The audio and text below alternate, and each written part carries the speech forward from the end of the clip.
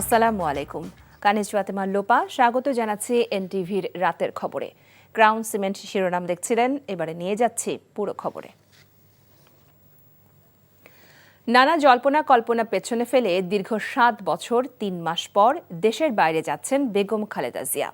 এই সফরে ছেলে তারেক রহমানের সাথেও সাক্ষাৎ হবে তার। চিকিৎসাজনিত হলেও রাজনৈতিক কৌতূহলে কেন্দ্রে রয়েছে লন্ডন সফর।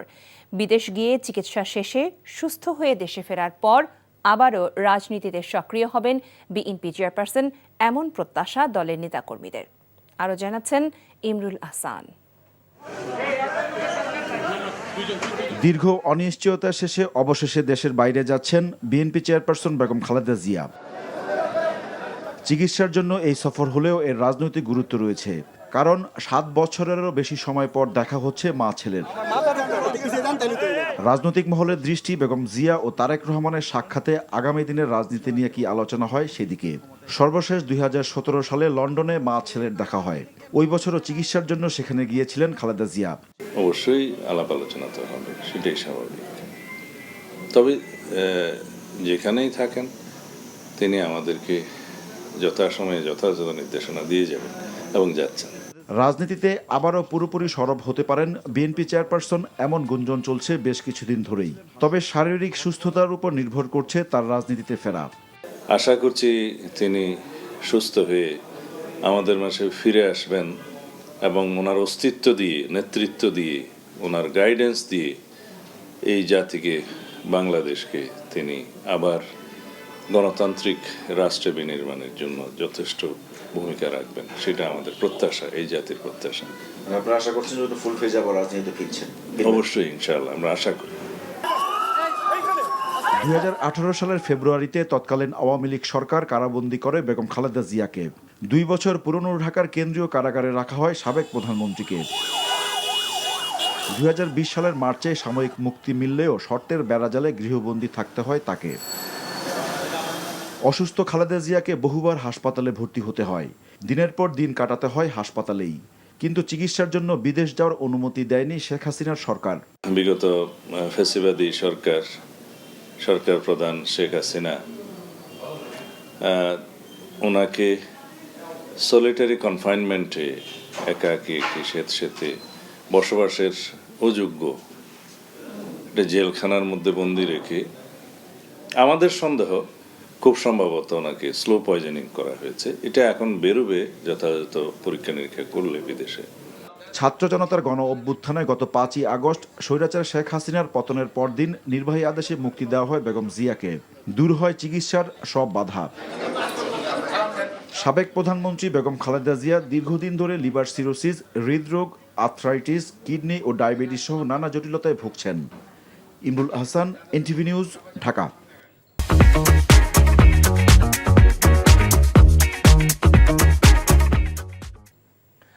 মেডিকেল বোর্ডের পরামর্শ অনুযায়ী আগামীকাল রাত 10টায় লন্ডনের উদ্দেশ্যে ঢাকা ছাড়বেন বিএনপি চেয়ারপারসন বেগম খালেদা জিয়া। বেগম জিয়াকে বহনের জন্য কাতার রয়্যাল এয়ার অ্যাম্বুলেন্সটি ইতোমধ্যেই হজরত শাহজালাল আন্তর্জাতিক বিমানবন্দরে এসে পৌঁছেছে। বেগম জিয়ার ব্যক্তিগত চিকিৎসক ও বিএনপি স্থায়ী কমিটির সদস্য ডাক্তার এজেড.এম জাহিদ হোসেন এক সংবাদ সম্মেলনে এই কথা জানান। খালেদা জিয়ার ছেলে ও বিএনপির ভারপ্রাপ্ত চেয়ারপারসন তারেক রহমান এবং তার স্ত্রী ডাক্তার জোবায়দা রহমান বিমানবন্দরে তাকে স্বাগত জানাবেন। বেগম জিয়াকে প্রাথমিকভাবে লন্ডন ক্লিনিকে ভর্তি করা হবে এবং প্রয়োজনীয় পরীক্ষা নিরীক্ষা শেষে তার পরবর্তী চিকিৎসার সিদ্ধান্ত নেওয়া হবে বলেও জানান বিএনপির এই স্থায়ী কমিটির সদস্য।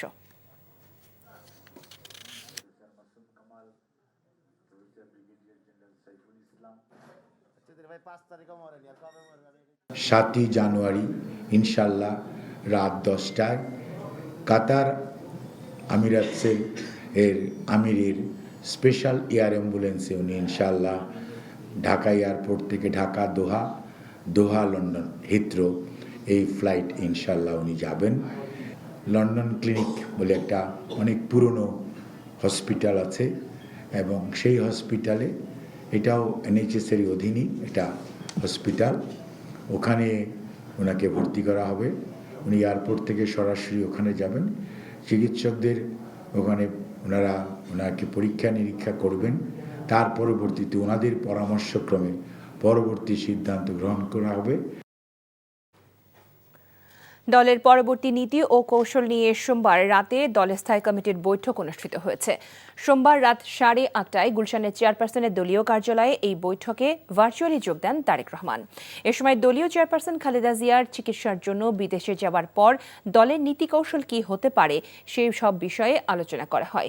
বৈঠকে উপস্থিত ছিলেন খন্দকার মোশাররফ হোসেন, আব্দুল মঈন খান, মির্জা আব্বাস, গয়েশ্বর চন্দ্র রায়, নজরুল ইসলাম খান, সালাউদ্দিন আহমেদ, সেলিমা রহমান সহ দলের স্থায়ী কমিটির সদস্যরা।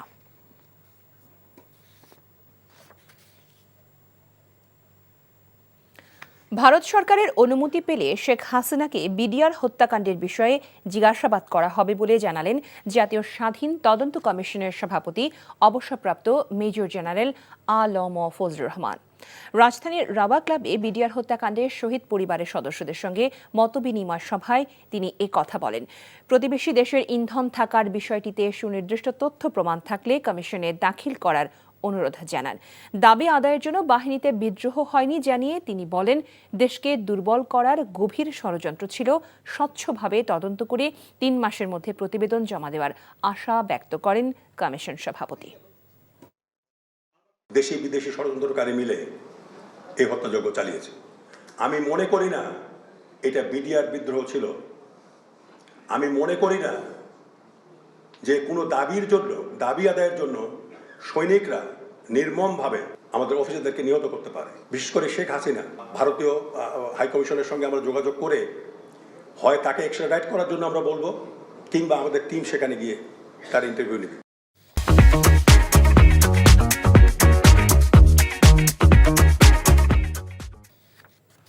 দুর্নীতির অভিযোগ থাকায় সাবেক প্রধানমন্ত্রী শেখ হাসিনা সহ দলের অন্যদেরকে আত্মপক্ষ সমর্থনের সুযোগ দিতেই তলব করা হবে, আর হাজির না হলে বিধি অনুযায়ী ব্যবস্থা নেওয়া হবে বলে জানিয়েছেন দুদক মহাপরিচালক আক্তার হোসেন।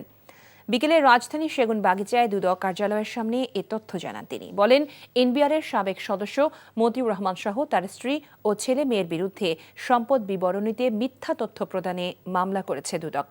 এছাড়া 15 কোটি টাকার অস্বাভাবিক লেনদেনে নাটোর 2 আসনের সাবেক এমপি শফিকুল ইসলাম শিমুলের বিরুদ্ধে মামলা হয়েছে। আর প্রায় 22 কোটি টাকার অস্বাভাবিক লেনদেনের অভিযোগে চট্টগ্রাম 16 আসনের সাবেক এমপি মোস্তাফিজুর রহমান চৌধুরী ও তার স্ত্রীর বিরুদ্ধে মামলা করেছে দুদক। সাবেক প্রধানমন্ত্রী, তার পরিবারের সদস্যরা, তারা তো এখন দেশের বাইরে আছে, তো অনুসন্ধান তো শুরু হয়েছে। আমরা আমাদের আইনানুগ যে প্রক্রিয়া আছে সেটা অনুসরণ করেই তাদেরকে অবহিত করা হবে, তাদের বক্তব্য প্রদানের জন্য, আত্মপক্ষ সমর্থনের সুযোগ নেবার জন্য। কেউ যদি সেই সুযোগ না নেয় তাহলে দুর্নীতি দমন কমিশন আইন অনুযায়ী পরবর্তী ব্যবস্থা গ্রহণ করবে। ডিবিতে আর কোনো আয়নাঘর আর ভাতের হোটেল থাকবে না জানিয়ে স্বরাষ্ট্র উপদেষ্টা অবসরপ্রাপ্ত লেফটেন্যান্ট জেনারেল জাহাঙ্গীর আলম চৌধুরী বলেন, সাদা পোশাকে ডিবি আর কাউকে গ্রেফতার করতে পারবে না। আর সচিবালয়ের সামনে যেসব পুলিশ সদস্য আন্দোলন করেছে তারা শৃঙ্খলা ভঙ্গ করেছে। এদিকে বাংলাদেশে বসবাসরত অবৈধ বাসিন্দাদের বিষয়ে 31 জানুয়ারির পর ব্যবস্থা নেবে সরকার। পাসপোর্ট ও ডিবি অফিস পরিদর্শন শেষে এসব কথা বলেন তিনি। আবির আহমেদের রিপোর্ট। আগারগাঁও ইমিগ্রেশন ও পাসপোর্ট অধিদপ্তর পরিদর্শন করেন স্বরাষ্ট্র উপদেষ্টা। বলেন, ফেব্রুয়ারির 1 তারিখ থেকে বাংলাদেশে অবৈধভাবে বসবাসরত বিদেশিদের বিরুদ্ধে ব্যবস্থা নেওয়া হবে। পাসপোর্ট করতে পুলিশ ভেরিফিকেশন থাকছে কিনা এ বিষয়ে এখনই কিছু বলা যাচ্ছে না জানিয়ে তিনি জানান, রোহিঙ্গা শরণার্থীদের জন্য এখনই পুলিশ ভেরিফিকেশন বন্ধ করা যাচ্ছে না। আমাদের দেশে বিদেশি অনেকেই আছে যাদের কোনো ভিসা নেই। 31 পরে জানুয়ারি পরে তাদের আমরা আইনগত ব্যবস্থা নিব। আর এখনও যারা ধরেন যে যারা ভিসা ব্যতীত যারা আছে, তারা যদি ধরা পড়ে তারা আমরা বিদেশে পাঠিয়ে দেব। পরে ডিবি অফিস পরিদর্শনে যান স্বরাষ্ট্র উপদেষ্টা। পরিদর্শন শেষে সাংবাদিকদের জানান, ডিবির পোশাক ব্যতীত সাদা পোশাকে কাউকে গ্রেফতার করতে পারবে না সংস্থাটি। আয়নাঘর বলতে কোনো কিছু থাকবে না, এখানে কোনো ভাতের হোটেলও থাকবে না। আর প্লাস এই ডিবিদের ক্ষেত্রে এইও বলা হয়েছে যে এরা সিভিল ড্রেসে কাউরে অ্যারেস্টও করবে না, তাদের জ্যাকেট অবশ্যই পরিধান করতে হবে, তাদের আইডি কার্ড শো করতে হবে। সীমান্ত পরিস্থিতি নিয়ন্ত্রণে থাকলেও মিয়ানমার থেকে মাদকের চালান হয়, তাই সে বিষয়ে কঠোর নজরদারি রয়েছে বলেও জানান স্বরাষ্ট্র উপদেষ্টা। এদিকে অব্যাহতি পাওয়া পুলিশের 40তম ব্যাচে 321 জন ক্যাডেট সাব ইন্সপেক্টরকে চাকরিতে পুনর্বহালের বিষয়টি বিবেচনার আশ্বাস দিয়েছেন স্বরাষ্ট্র সচিব নাসিমুল গনি। দুপুরে সচিবালয়ে তার সাথে সাক্ষাৎ শেষে এমন আশ্বাসের কথা জানান 3 সদস্যের প্রতিনিধি দলের সদস্যরা। আমাদের দাবি ছিল যে আমাদের যেহেতু অন্যায়ভাবে বের করা হয়েছে, আমাদের ওই পাসিং বেড একই সাথে পুনর্বহাল করা হোক। তো স্যার এই বিষয়ে আমাদের আশ্বাস দিয়েছেন যে যত দ্রুত সম্ভব স্যার এই বিষয়ে অফিসিয়ালদের ঊর্ধ্বতন যারা আছে তাদের সাথে বসবে। আবির আহমেদ, এনটিভি নিউজ, ঢাকা। বৈষম্য বিরোধী ছাত্র আন্দোলনের আহ্বায়ক হাসনাত আব্দুল্লাহ বলেছেন, আর কোনো নতজানু পররাষ্ট্রনীতি বাংলাদেশের মাটিতে হতে দেওয়া হবে না। আর জাতীয় নাগরিক কমিটির মুখ্য সংগঠক সার্জিস আলম বলেন, সংস্কার শেষে যৌক্তিক সময়ে জাতীয় নির্বাচন অনুষ্ঠিত হবে। ফরিদপুরে বৈষম্য বিরোধী ছাত্র আন্দোলনের সমাবেশে তারা এসব কথা বলেন। বিকেলে বৈষম্য বিরোধী ছাত্র আন্দোলনের নেতাকর্মীদের নিয়ে সমাবেশে যোগ দেন হাসনাত আব্দুল্লাহ, সার্জিস আলম ও হাসিবুল ইসলাম সহ অন্যান্য নেতৃবৃন্দ। ফরিদপুর সরকারি রাজেন্দ্র কলেজ মাঠের মুক্ত মঞ্চে সমাবেশ অনুষ্ঠিত হয়।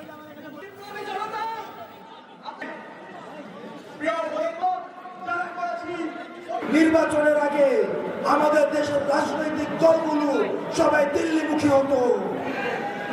আমরা স্পষ্টভাবে বলতে চাই, 24 পরবর্তী বাংলাদেশে ঢাকার ক্ষমতায় কে বসবে সেটি দিল্লি থেকে নির্ধারিত হবে না, বরং সীমান্তের মধ্যে জনগণ নির্ধারণ করবে বাংলাদেশের দেশকে কে বসবে। আমাদের সামনে আমাদের শহীদ পরিবাররা রয়েছে, তারা বিচারের জন্য আত্মনাদ করছে। আমরা আমাদের এই বিচারগুলো চাই। ওই খুনি হাসিনা বাংলাদেশে অবশ্যই চট করে আসবে, কিন্তু এসে সরাসরি ওই বিচারের কাজ করে দাঁড়াবে। আমাদের এই বাংলাদেশে অবশ্যই যৌক্তিক সময় নির্বাচন হবে, কিন্তু তার পূর্বে এই খুনি হাসিনা যে আমাদের সিস্টেমগুলোকে ধ্বংস করে দিয়েছে, সেই সিস্টেমগুলোর একটি সংস্কার করতে হবে। ঘোষণাপত্রের বিষয়ে সরকারের কাছ থেকে এখনো দৃশ্যমান কোনো পদক্ষেপ না পাওয়ায় দ্রুত ঘোষণাপত্র প্রকাশের দাবি জানিয়েছে বৈষম্য বিরোধী ছাত্র আন্দোলন ও জাতীয় নাগরিক কমিটি। রাতে রাজধানীর বাংলা মোটরে কেন্দ্রীয় কার্যালয়ের সামনে কথা জানান তারা। বলেন, ঘোষণাপত্রে বৈষম্য বিরোধী ছাত্র আন্দোলনের অবদান এবং গণঅভ্যুত্থানে কার্যকরণ তুলে ধরার দাবি জানান তারা। একই সাথে দ্রুততম সময়ে ঘোষণাপত্র প্রকাশে সরকারের প্রতি আহ্বান জানিয়েছেন তারা। এ সময় তারা জানান, আগামীকাল থেকে রাজধানী সহ সারা দেশে লিফলেট বিতরণ কর্মসূচি পালন করবে বৈষম্য বিরোধী ছাত্র আন্দোলন ও জাতীয় নাগরিক কমিটির সদস্যরা। বক্তব্য শেষে বাংলা মোটর থেকে কারওয়ান বাজার পর্যন্ত লিফলেট বিতরণ করেন তারা।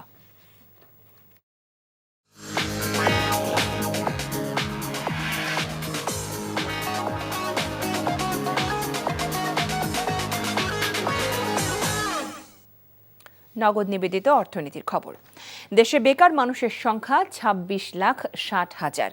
এই তথ্য প্রকাশ করেছে বাংলাদেশ পরিসংখ্যান ব্যুরো BBS। রাজনৈতিক পট পরিবর্তন ও অর্থনৈতিক চ্যালেঞ্জ বৃদ্ধির কারণে দেশে কর্মসংস্থান কমেছে বলে মনে করছেন বিশেষজ্ঞরা। অন্যদিকে বিদায়ী মাস ডিসেম্বরে দেশের মূল্যস্ফীতি কিছুটা কমলেও খাদ্য মূল্যস্ফীতি হয়েছে প্রায় 13%। আরাফাত ইসলামের রিপোর্ট। বাজারে শীতকালীন সবজির সরবরাহ বাড়ায় দাম কিছুটা স্থিতিশীল, যার খানিকটা ইতিবাচক প্রভাব পড়েছে মূল্যস্ফীতিতে। BBS জানিয়েছে, ডিসেম্বরে খাদ্য মূল্যস্ফীতি কমে দাঁড়িয়েছে 12.92%, যা নভেম্বরে ছিল 13.80%, আর ডিসেম্বরে সার্বিক মূল্যস্ফীতি হয়েছে 10.89%। বিশেষজ্ঞরা বলছেন, শুধুমাত্র সংকোচনমূলক মুদ্রানীতি দিয়ে নিয়ন্ত্রণ হবে না মূল্যস্ফীতি, ঠিক করতে হবে বাজার ব্যবস্থাপনাও। বাংলাদেশ ব্যাংক যে ধরেন না হয়তো বা আশাবাদী হয়ে আগে থেকে যদি বলে দেয় যে আমি অত তারিখের মধ্যে মূল্যস্ফীতি কমিয়ে আনবো, যদি আমাদের অ্যাডমিনিস্ট্রেটিভ লেভেলে যদি ওই অ্যাকশনগুলো না যায় বা এই আপনার সাপ্লাই চেইন ম্যানেজমেন্ট যদি আমার অ্যাপ্রোপ্রিয়েটেড না হয়, তাহলে তো আবার সেন্ট্রাল ব্যাংকের কথাটা টিকবে না তখন। তো সুতরাং এখানে আসলে সেন্ট্রাল ব্যাংক এবং মিনিস্ট্রি অফ কমার্স বা অন্যরা সবাই মিলেই একটা যোগ্যবদ্ধভাবে একটা সিদ্ধান্ত আসা উচিত। পরিসংখ্যান ব্যুরোর সবশেষ তথ্য বলছে, দেশে কর্মজীবী মানুষের সংখ্যা 6,75,10,000। তবে 2024 সালের জুলাই থেকে সেপ্টেম্বর প্রান্তিকে শ্রমশক্তির মধ্যে 26,60,000 মানুষই বেকার ছিলেন। আগামীতে বেকারত্বের হার আরও বাড়তে পারে বলেও শঙ্কা বিশেষজ্ঞদের। এই সময়কালে বিশেষ করে রাজনৈতিক পট পরিবর্তন এবং অর্থনৈতিক বিভিন্ন চ্যালেঞ্জের কারণে ব্যবসা বাণিজ্যের ক্ষেত্রে যে সংকট তৈরি হয়েছে, তাতে SME খাত বড়ভাবে ক্ষতিগ্রস্ত হয়েছে বলে অনুমান করা হয়। সেখানে কিন্তু এক ধরনের চাকরি হারানো অথবা স্বল্পকালীন কাজ পাওয়া, এই ধরনের বিভিন্ন রকমের কাজের সুযোগ কমে আসার বা সংকোচনের একটা ঘটনা ঘটেছে। কৃষিতে বলি, শিল্পে বা সেবাতে যদি এই বড় রকমের যদি উল্লম্ফন না হয়, তাহলে কিন্তু নতুন কাজের সুযোগ সৃষ্টি হওয়াটি তুলনামূলকভাবে কম। বিনিয়োগে স্থবিরতার কারণেও বেকারত্ব বাড়ছে বলে জানান এই বিশেষজ্ঞ। একটা কম্পিটিটিভ আইনি কাঠামো করে ফর্মাল সেক্টর আমরা এখন পর্যন্ত গ্রো করতে পারিনি। সুতরাং সেই ধরনের আইনি সংস্কার করার দরকার আছে, যাতে করে আরও বেশি প্রতিযোগিতামূলক হয়, আরও বেশি সংখ্যক উদ্যোক্তা এখানে যুক্ত হতে পারে সাপ্লাই চেইনগুলোতে, এবং আরও বেশি কর্মসংস্থান হয়। একই সাথে দেশীয় বিনিয়োগের পাশাপাশি বিদেশি বিনিয়োগকেও এখানে আকৃষ্ট করা দরকার। আরাফাত ইসলাম, NTV নিউজ, ঢাকা। নিরাপত্তা ও অর্থনৈতিক দিক বিবেচনা করেই পার্বত্য চট্টগ্রাম অঞ্চলে শান্তি নিশ্চিত প্রয়োজন। পাশাপাশি ওই অঞ্চলের ধর্ম বর্ণ নির্বিশেষে সকলের সংস্কৃতিকে সম্মান করা প্রয়োজন বলে জানিয়েছেন পররাষ্ট্র উপদেষ্টা মোহাম্মদ তৌহিদ হোসেন। বিকেলে রাজধানী ফরেন সার্ভিস একাডেমিতে আঞ্চলিক নিরাপত্তা এবং পার্বত্য চট্টগ্রাম শান্তি চুক্তি 1997 একটি অসমাপ্ত শান্তি নির্মাণ মডেল শীর্ষক বইয়ের মোড়ক উন্মোচন অনুষ্ঠানে এ কথা বলেন তিনি। পররাষ্ট্র উপদেষ্টা বলেন, পাহাড়ি অঞ্চল পুরোপুরি নিরাপদ নয়, তবে সেখানে বসবাসরত সকলকে সুরক্ষা দেওয়ার জন্য কাজ করছে সরকার। উপদেষ্টা অভিযোগ করেন, অশান্তি ও সংঘাত কিছু নির্দিষ্ট গোষ্ঠীর জন্য উপকার বয়ে আনে, যার ফলে শান্তি প্রতিষ্ঠার প্রচেষ্টা বারবার বাধাগ্রস্ত হয়।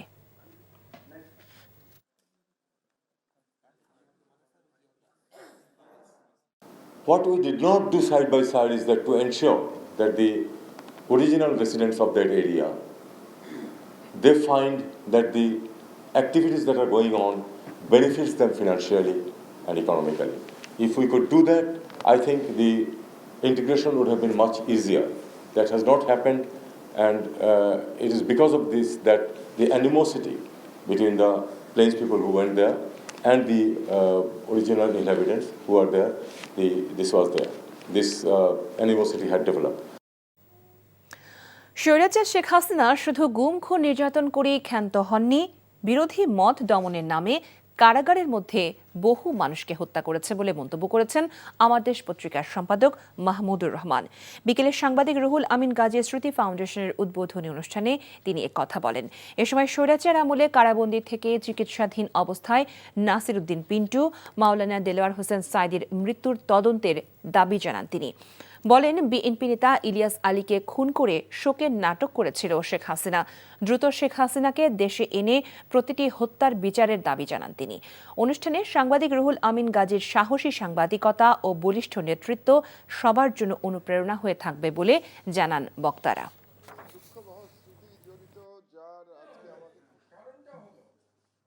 প্রচুর বিরোধী মতের মানুষকে জেলখানায় হত্যা করা হয়েছে। নাসিরউদ্দিন পিন্টুকে আমার ধারণা বিনা চিকিৎসায় তাকে হত্যা করা হয়েছে রাজশাহী জেলে। সুতরাং নাসিরউদ্দিন পিন্টুর মৃত্যুর একটি তদন্ত হওয়া দরকার। দেলোয়ার হোসেন সাইদিকেও আমার ধারণা বিনা চিকিৎসায় তাকে হত্যা করা হয়েছে। সুতরাং দেলোয়ার হোসেন সাইদির মৃত্যুরও তদন্ত হওয়া উচিত। আমি কিন্তু চাই শেখ হাসিনা ফিরে আসুক এবং এখানে বিচার হোক। আগামী জুনের মধ্যে জাতীয় নির্বাচনের তফসিল ঘোষণার দাবি জানিয়েছেন বিএনপি নির্বাহী কমিটির সদস্য অ্যাডভোকেট এম রুহুল কুদ্দুস তালুকদার দুলু। তিনি আশাবাদ ব্যক্ত করেন, দ্রুত নির্বাচিত সরকার দায়িত্ব গ্রহণ করলে দেশের সার্বিক পরিস্থিতি স্বাভাবিক হবে। নাটোরে ফ্যাসিবাদ বিরোধী আন্দোলনে নিহত 2 ছাত্রদল কর্মীর স্মরণ সভায় এসব কথা বলেন বিএনপির এই কেন্দ্রীয় নেতা। শহরের তেবাড়িয়ায় স্মরণ সভা অনুষ্ঠিত হয়। অন্যদিকে নতুন বাংলাদেশ গড়তে সবাইকে ঐক্যবদ্ধ থাকার আহ্বান জানিয়েছেন বিএনপির ফরিদপুর বিভাগীয় সাংগঠনিক সম্পাদক শামা ওবায়দ। বিকেলে ছাত্রদলের প্রতিষ্ঠাবার্ষিকী উপলক্ষে ফরিদপুরের র্যালি ও সমাবেশে তিনি এ কথা বলেন।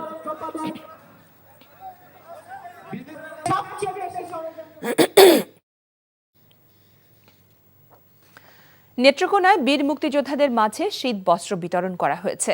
জেলা শহরে অবস্থানরত 4 শতাধিক বীর মুক্তিযোদ্ধা এবং তাদের পরিবারের মাঝে এই শীত বস্ত্র বিতরণ করা হয়। পৌর শহরের মুক্তারপাড়ায় মুক্তিযোদ্ধা কমপ্লেক্স ভবনে জেলা প্রশাসকের পক্ষ থেকে এবং বাংলাদেশ মুক্তিযোদ্ধা সংসদের আয়োজনে সোমবার সন্ধ্যায় প্রধান অতিথি হিসেবে বীর মুক্তিযোদ্ধাদের হাতে শীত বস্ত্র তুলে দেন জেলা প্রশাসক বনানী বিশ্বাস। শীত বস্ত্র বিতরণকালে বক্তব্য রাখেন জেলা মুক্তিযোদ্ধা কমান্ডের সাবেক কমান্ডার জেলা ও বিএনপির সাবেক সভাপতি, সাবেক সংসদ সদস্য বীর মুক্তিযোদ্ধা আশরাফ উদ্দিন খান, সাবেক উপজেলা পরিষদ চেয়ারম্যান বীর মুক্তিযোদ্ধা Abdul Mannan Talukdar.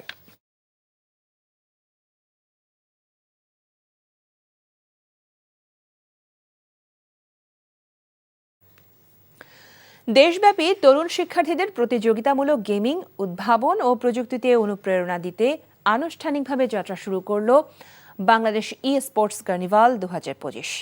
World AI and robotics ফাউন্ডেশনের অধীনে পরিচালিত তরুণ প্রজন্ম ও শিক্ষার্থীদের জন্য নিবেদিত বাংলাদেশের প্রথম প্রোগ্রামিং ও robotics community Bangladesh students programming and robotics club এর আয়োজনে আনুষ্ঠানিকভাবে বাংলাদেশ ই-স্পোর্টস কার্নিভাল যাত্রা শুরু করেছে।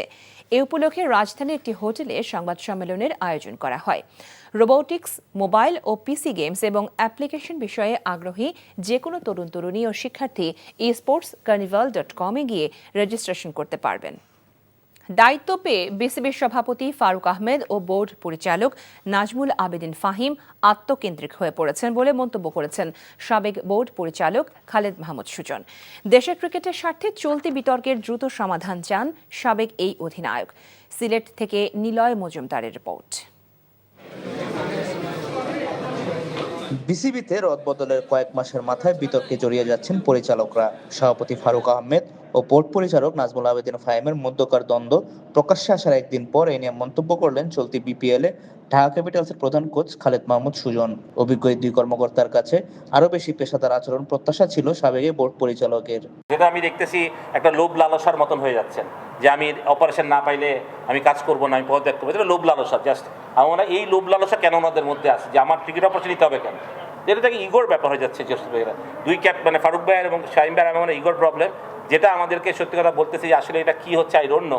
যখন ওনাদের এই মন মানসিকতা দেখি তখন খারাপ লাগে যে দুজন সিনিয়র মানুষ যারা অনেক রেসপেক্টেড মানুষ, আমরা যাদেরকে অনেক রেসপেক্ট করি, ফারুক ভাই এবং ফাহিম ভাই বোথ আমাদের রেসপেক্টেড মানুষ এবং ক্রিকেটার, তারা যখন এমনি করে তখন লজ্জিত হয়ে বিং এ ক্রিকেটার যে আমরা কি আসলে এত গ্রিডি নাকি ক্রিকেটাররা। দায়িত্ব বন্টন ও পালনে ব্যক্তিগত স্বার্থকে প্রাধান্য দিচ্ছেন দুই পরিচালক, এমন মন্তব্য সাবেক এই অধিনায়কের।